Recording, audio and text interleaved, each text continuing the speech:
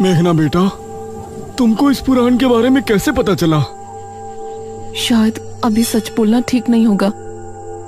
मुझे माफ कीजिएगा अंकल, मैं एक रात यहाँ अकेले आई थी, तभी मैंने उस चाबी को रखे देखा था, लेकिन वो उस तहखाने की है ये मुझे नहीं पता था। कोई बात नहीं बेटा, तुम्हारा बहुत बहुत धन्यवाद कि तुमने हमें बेरमपुर पुराण तक पहुंचाया। तांत्रिक महाराज, अब जल्दी कीजिए। तांत्रिक महाराज ने किताब को खोला और पढ़ना शुरू किया। महाराज दमयंती के जवान और खूबसूरत हो जाने से बहुत खुश थे और इस तरह राज्य के लोग निशिर-मोलो के खौफ से डर में थे। ऐसे ही 3 माह गुजर गए और एक दिन प्रजा के 2 आदमी महल में पहुंचे।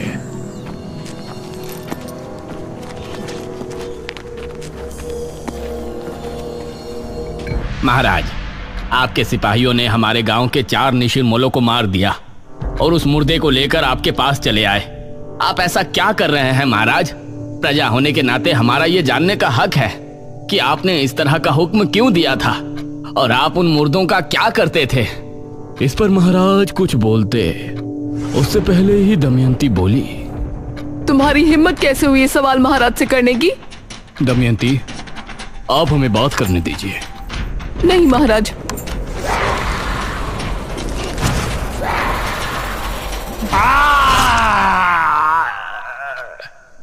ये क्या? कौन हो तुम?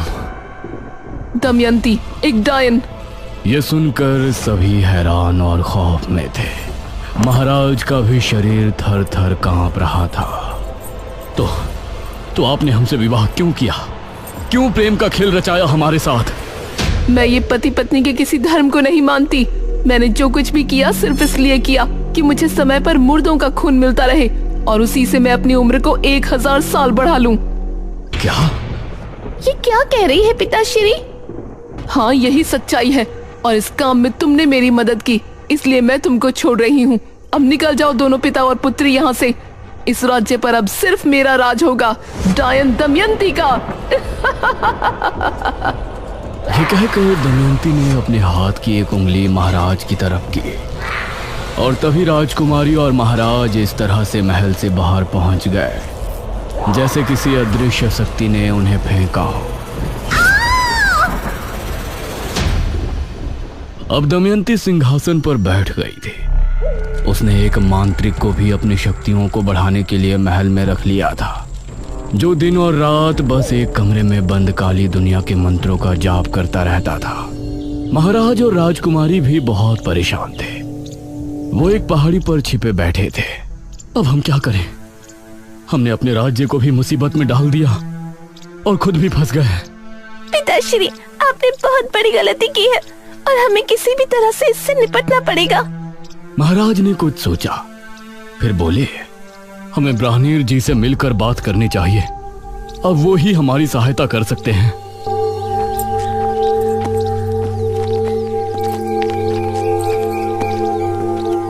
महाराज और राजकुमारी दोनों ब्राह्मण जी के पास पहुंचे और उन्हें अपनी दुविधा बताई।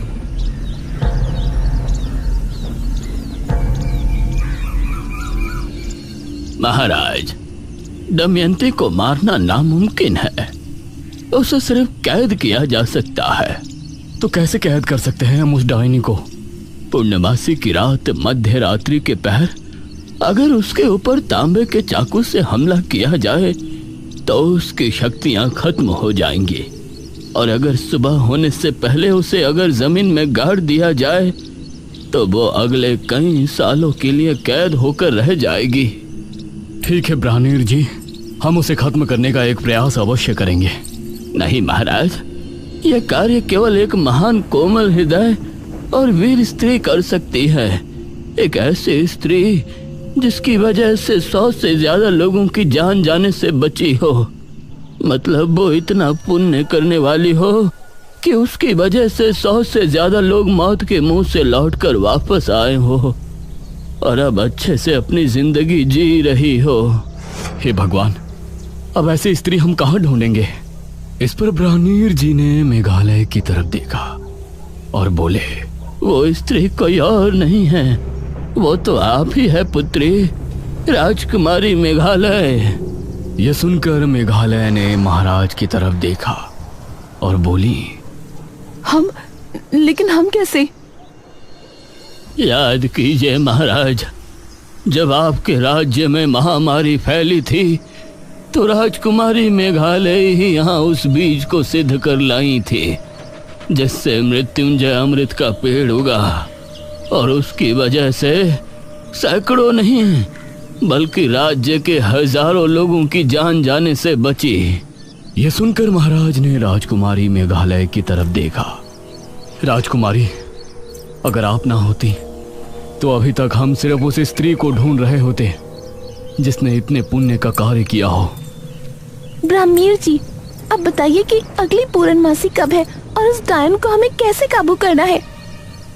दमयंती हर पूर्णमासी की रात शमशान भूमि पर बैठकर सुबह होने तक एक महामंत्र का जाप करती है।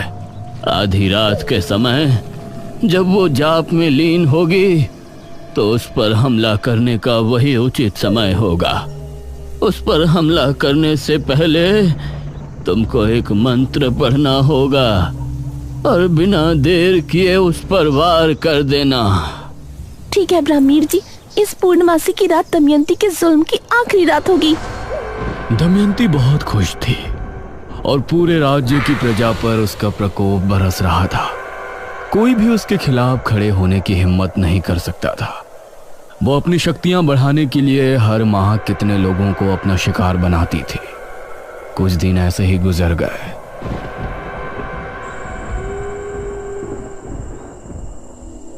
आज पूर्णमासी की रात है। आज आपको अपने कार्य को अंजाम देना है राजकुमारी। यह कहते हुए ब्राह्मणीर जी ने राजकुमारी को एक चमड़े की लपटी दी और फिर ब्राह्मणीर जी का आशीर्वाद लेकर महाराज और राजकुमारी शमशान की तरफ रवाना हुए।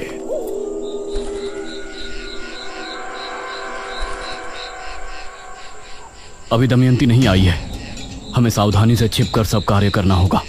राजकुमारी, तुम उसे खत्म तो कर पाओगी ना? पिताजी, आप फिक्र मत कीजिए, हम कर लेंगे। अपनी प्रजा को बचाने के लिए हमारे प्राण भी चले गए तो हमें कोई संकोच नहीं होगा। आधी रात के पहर इनको घोड़ों की टोपों की आवाजें आने लगी। लगता है वो आ रही है। तभी एक रथ शमशान भूमि पर आकर रुका और दमयंती उससे बाहर उतरी। जाइए और सुबह होने से पहले वापस आ जाइएगा।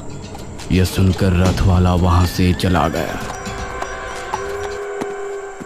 पिताजी, आप यहीं रुककर इंतजार कीजिएगा। दमयंती एक घर में बैठकर आंखें बंद करके मंत्र जाप करने लगी। इस तरफ ब्राह्मणीर जी भी आंखें बंद किए मेघालय की सफलता के लिए प्रार्थना कर रहे थे। आधी रात के समय धीमे कदमों से राजकुमारी दमयंती की तरफ रवाना हो गई। दमयंती बहुत ही शांत भाव से जाप कर रही थी। राजकुमारी ने उसके पास जाकर मन में वो मंत्र पढ़ा जो ब्राह्मणीर जी ने उसे बताया था, लेकिन दमयंती की शक्तियों की वजह से उसने राजकुमारी के मन की आवाज सुन ली और उसने आंखें खोली। तू यहाँ क्या कर रही है? यह देखकर राजकुमारी हैरान रह गई, लेकिन इससे पहले दमयंती कुछ करती, राजकुमारी ने दमयंती के ऊपर वार कर दिया। दमयंती की चीख ऐसी थी कि वो पूरे राज्य में गूंज गई। लोगों के घरों में रखे बर्तन भी जमीन पर आ गिरे। राजकुमारी और महाराज उसे जमीन पर पड़े तड़पता देख रहे थे। तभी दमयंती एकदम शांत हो गई। उधर महल में बंद दमयंती का पुजारी बुरी तरह चीख पुकार करने लगा। महारानी दमयंती! वो बहुत गुस्से में था, लेकिन वो महल के अंदर बंधित था, इसीलिए वो बाहर नहीं आ सकता था। अगली सुबह राज्य के किले में जश्न मनाया गया। राजकुमारी की जय हो! राजकुमारी की जय हो! राजकुमारी, हम सभी आपके बहुत बहुत आभारी हैं। हमारा जीवन धन्य है कि हमें आपके जैसी वीर और बुद्धिमती राजकुमारी मिली, जिसने अपनी जान पर खेलकर हम सभी को दमयंती के श्राप से मुक्ति दिलाई। आप सभी से हमारी सिर्फ एक प्रार्थना है, हमारे पिता से जो गलती हुई उसके लिए उन्हें माफ कर दें। प्रजा राजकुमारी से बहुत खुश थी। उन्होंने उसकी बात को फौरन स्वीकार कर लिया। ब्राह्मीण जी, दमयंती को किस जगह कैद किया गया है? राजकुमारी, दमयंती को राज्य की एक गुफा के अंदर कैद किया गया है। वो वहाँ से वापस तो नहीं आने वाली ना? नहीं राजकुमारी, लेकिन अगर आप उस गुफा के अंदर पहुंची तो वो जरूर जा सकती है, क्योंकि उस पर रोक आपकी वजह से लगी है। अब आपको उससे दूर ही रहना होगा। भला हम वहाँ क्यों जाएंगे? हम तो खुद उसको एक बुरे सपने की तरह भूल जाना चाहते हैं। हमारी प्रार्थना है कि अब राज्य में सब कुशल मंगल होगा। अब सभी राज्यवासी बहुत खुश थे, लेकिन वो भूल गए थे कि अभी निशिर मोलो से वो आजाद नहीं है। जब शनिवार की रात आई और गांव में अजीब सा शोर गूंजा,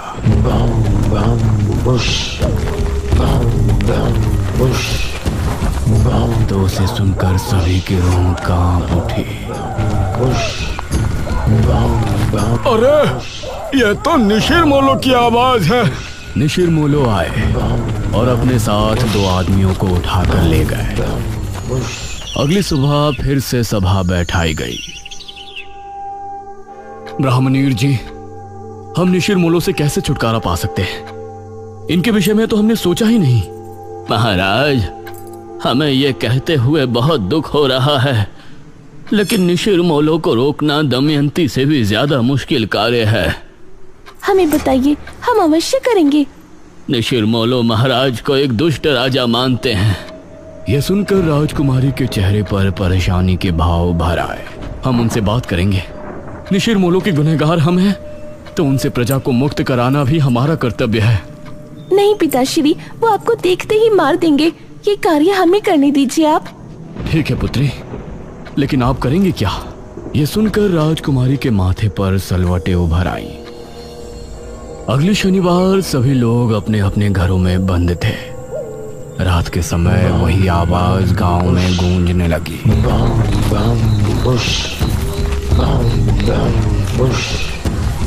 निशिर मोलो के खौफ से सभी के दिल दहल उठे थे।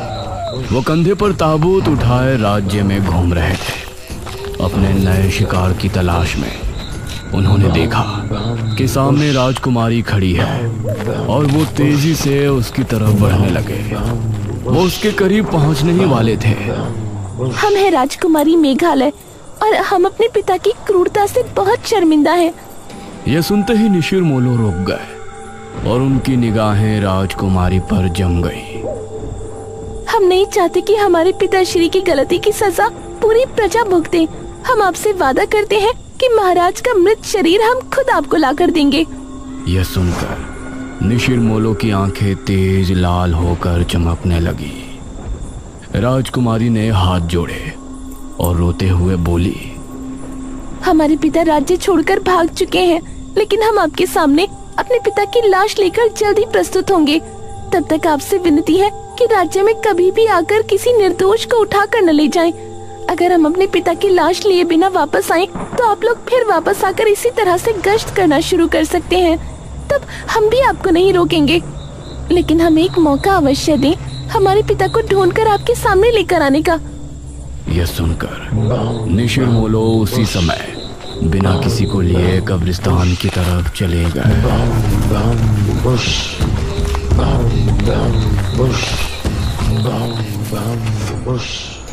अगली सुबह सभी लोग महाराज और राजकुमारी के सामने प्रस्तुत थे। राजकुमारी, आपने उनसे ये क्यों कहा कि हम राज्य छोड़कर जा चुके हैं?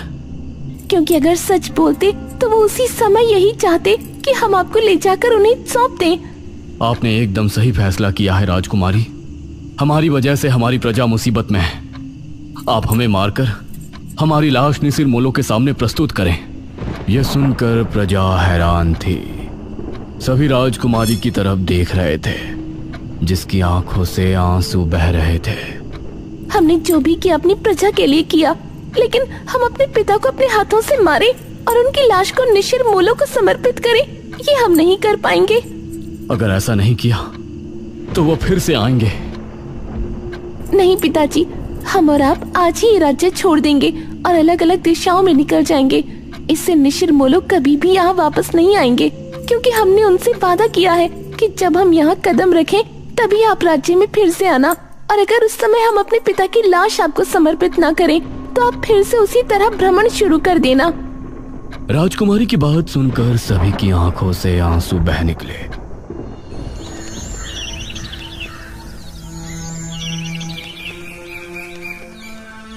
उसके बाद राजकुमारी और महाराज ने उसी दिन राज्य छोड़ दिया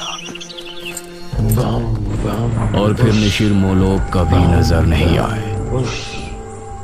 इतना पढ़ने के बाद ये तांत्रिक महाराज ने पुराण बंद कर दिया। इस पुराण के हिसाब से तो जब राजकुमारी राज्य में वापस आएंगी तभी निशिर मोलो वापस आएंगे, लेकिन अब 400 साल बाद वो क्यों लौटे हैं? क्या राजकुमारी गांव में वापस आ गई है? अगर वो आई है तो है कहाँ? ये तुम कैसी बातें कर रहे हो? भला 400 साल बाद राजकुमारी वापस कैसे आ सकती है? यही तो समझ नहीं आ रहा है कि निशिर मोलो आए हैं तो कैसे, क्या वजह है उनके वापस आने की? इसमें आगे की कहानी नहीं लिखी। महाराज और राजकुमारी का बाद में क्या हुआ? नहीं पुत्रे, पुराण समाप्त हो गया। मेघना की उत्सुकता देखकर इशिता को बहुत हैरानी हो रही थी। इतना सब कुछ जानने के बाद भी वही सवाल सबके सामने था कि निशिर मोलो वापस क्यों आए।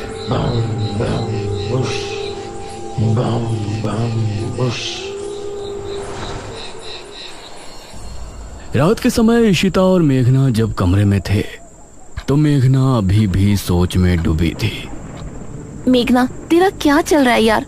तू क्यों इतना गहराई में जा रही है? तभी अनुज भी कमरे में आ गया। सच में अब तो मुझे भी सब कुछ बहुत अजीब लगने लगा है। मेघना, तुमको कैसे पता कि वो चाबी वहां रखी थी और वो तहखाना कहां पर है? मुझे यकीन है कि तुमने झूठ बोला है। तुम राजमहल में मेरे बिना तो दोबारा नहीं गई होगी। इशिता और अनुज दोनों मेघना की तरफ गौर से देख रहे थे। मुझे बचपन से ही सपने आते थे जिनमें मृत्युंजय अमृत का पेड़ मुझे दिखाई देता था। जब मैंने यहाँ गांव की जमीन पर कदम रखा तो मौसम बदल गया था और आंधी आ गई थी। उसी रात मुझे महल के बारे में सपने आए और राजमहल से जब हम वापस आए तो उस रात मैंने खुद को सपने में राजकुमारी बने देखा। उसी सपने में मैंने खुद को तहखाने में जाते देखा और जब मैं महल पहुंची तो वो चाबी और तहखाना वहीं थे। सबसे जरूरी बात यह है कि जब मैं गांव में आई थी उसके अगले रात से ही निशिर मोलो ने गांव में आना शुरू किया। इतना सुनकर इशिता और अनुज दोनों हैरान रह गए। मेघना ने भी इन दोनों की तरफ देखा और सवाल किया, ये सब सुनकर अब तुम दोनों को क्या लगता है?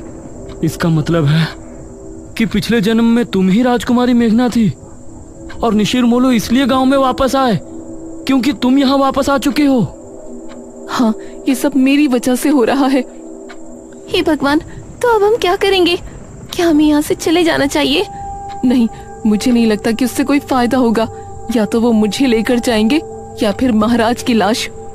ये तीनों अब गहरी सोच में डूब गए और उस तरफ तांत्रिक महाराज और गांव के लोग भी परेशान थे। इस कहानी में आगे क्या होगा? मेघना किस तरह से निशिर मोलो से गांव को आजाद कराएगी? ये जानने के लिए इस कहानी का अगला और आखिरी भाग जरूर देखें।